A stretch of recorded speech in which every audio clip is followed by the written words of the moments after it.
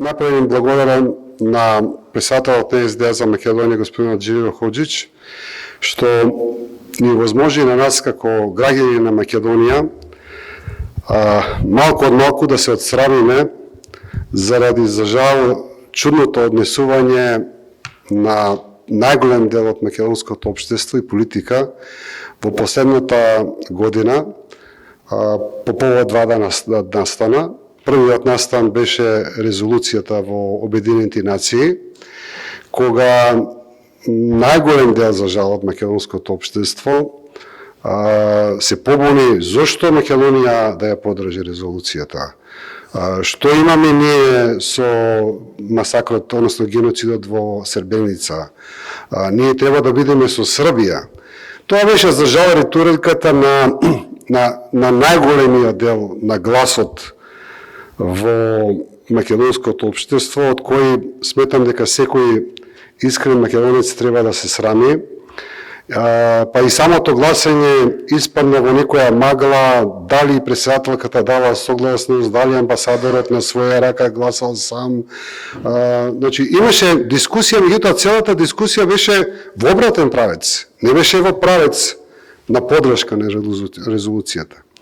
За жал, ние тогаш констатиравме со едно соопштение како политичка партија дека жално е што во Србија изброивме 8 невладени српски организации кои ја поддржаа резолуцијата, а во Македонија тоа не можевме да го видиме. За жал, јас не се сеќавам, нека ни простат некои, ако не сме ги забележале, меѓутоа јас, освен една-две албански политички партии, не успеав да видам организирана поддршка на таа резолуција. Подоцна истата година, односно пред неколку месеци, ја не се сеќавам на денот, бевме сведоци на уште едно великосрпско пирување за празникот Свети Сава, кога овде дојде господинот Додик, ни одржа едно предавање пред целиот државен врв на нашата држава и повторно, значи, сето тоа главниот мејнстрим на Република Македонија, за жал со исклучок на неколку поединци, медиуми, сето тоа како да е нешто нормално, нели, како да така треба да функционира. Така што, навистина, оваа конференција гледам како едно отсрамување на Македонија во да се чуе дека и овде има глас, дека и овде се знае на која страна треба да се даде поддршката. Нормално, поддршката треба да биде на страната на жртвите, а не на екзекуторите. Тука сега ќе продолжам со една друга приказна македонска. Инаку, македонскиот национализам современо последните десетина години е еден чуден феномен. Од една страна имаме екстремен национализам кој се фаќа за некои рационални работи и е спремен да ја блокира, да ја закочи Македонија. Така беше борбата за античка Македонија, која 11 години ни зема од нашиот европски пат. Сега е борбата бугари во уставот не пуштаме, веќе, мислам, 3 или 4 години сме блокирани на тој пат, а како што гледаме и наредните, најверојатно 4 години нема нигде да мрднеме на европскиот пат. И за некои такви прашања македонскиот национализам навистина е бескраен. Кога ќе ги видите порталите, медиумите, фейсбук коментарите. А од друга страна, јас често велам, ако направиме референдум, дали сакаме да се обнови бивша Југославија, јас сметам дека 90% од македонците ќе гласаат без размислување дека сакаат да се обнови Југославија. И никако не можем да ги спојам тие два феномена. Од една страна ирационален национализам за некои прашања кои ни го блокираат патот на нашата евроатлантска интеграција и од друга страна исто така масовна поддршка ако треба да се биде повторно Југославија.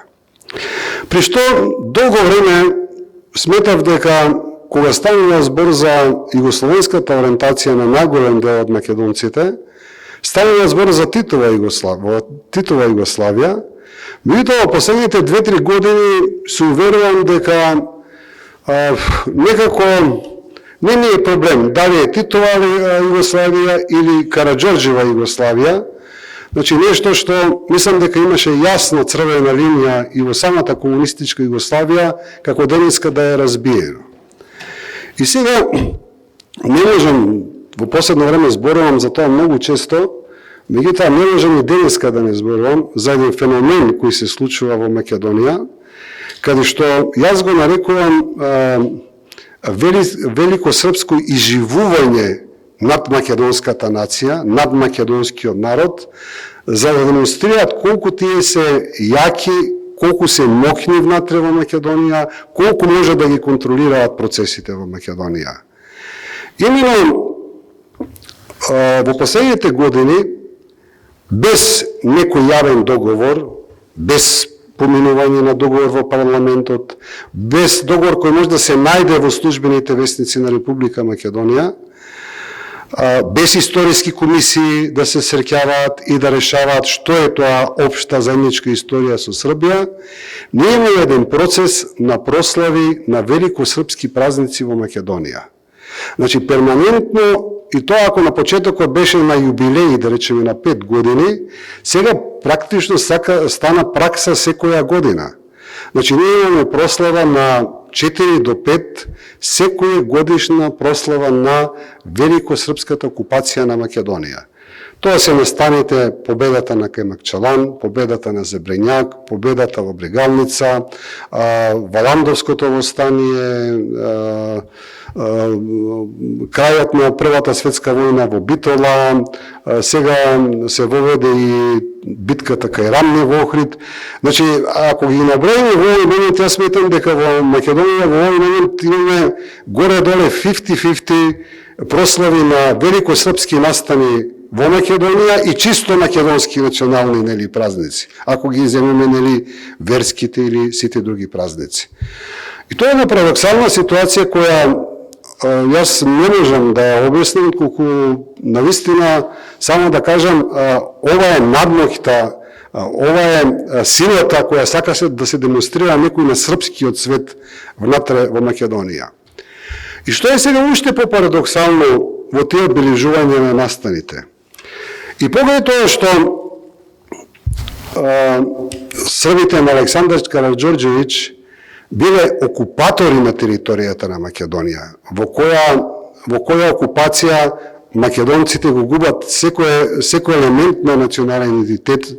Ние сме направени Срби, српскиот јазик е воведен, името Македонија избрашено овде е Стара Србија, па после Вардарска бановина.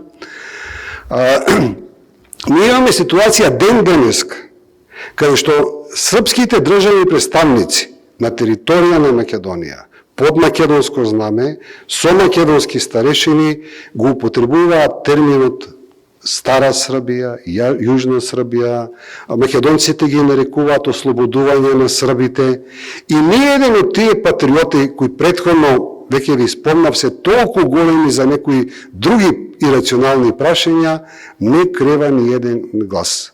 Како да сме хипнотизирани од великосрпската политика и пропаганда во нашата држава.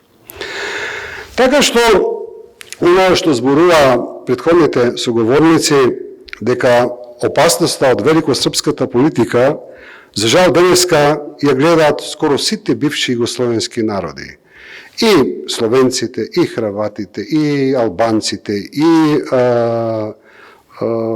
бошњаците. Само во Македонија ние како да се воодушевуваме на таа великосрпска политика. Јас не можам да сватам докаде и искрено сметам дека дел од политиката на блокада за напредок на Македонија на својот европски пат исто така произлегува таа српска политика, великосрпска политика, да се биде што поназад, за да можат тие да бидат првите, барем колку што се може во тој свет. Тоа е за кралска Југославија, која денеска ја прославуваме, славиме, инаку, ако треба деновиве некои правам емисии точно на таа тема за македонската историја и таму се соочив со една реална ситуација дека во таа кралска Југославија, ако треба да се направи градација на понижување на народите, без сомнение на прво место се албанците, на второ место се македонците или бугарашите, како што ги викале во тоа време, и на трето место доаѓаат, за жал, бошњаците. Горе-долу истата политика е спроведувана сегде, одземање на земја, делење земја на српски колонисти, разбивање на ентитетите колку што може повеќе, масакри, интересен податок најдов дека политиката на Караџорџевиќ, тогаш веќе не бил Александар, бил брат му Павле, уште тогаш е почната политика на иселување на бошњаците од Босна и Херцеговина, социјално менување на етничката структура на Босна и Херцеговина и Санџак. И сега доаѓаме до втората Југославија, Титова Југославија. Ние велиме, ние во Македонија сме многу големи југословени и немаме проблем. Јас, според мене, сметам дека ако треба пак да се, ако има согласно да се прави Југославија, ние ќе бидеме први, без сомнение. Меѓутоа, ако зборуваме за таа Југославија Титова, таа Титова Југославија, не се сеќаваме дека подразбираше некакво чувство за еднаквост на сите републики, за еднаквост на сите народи, за барем минимум правичност према сите други народи кои живеат во другите републики.